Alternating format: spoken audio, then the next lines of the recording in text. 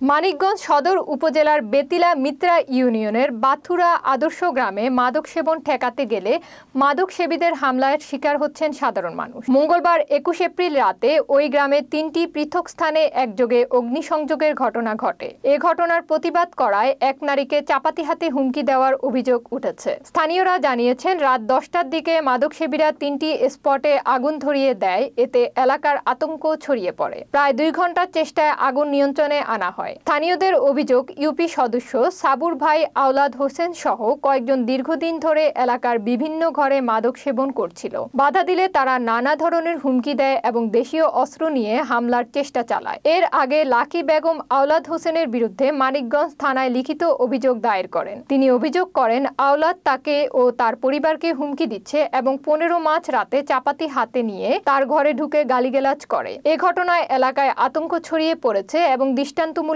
শাস্তির দাবি জানিয়েছে স্থানীয়রা।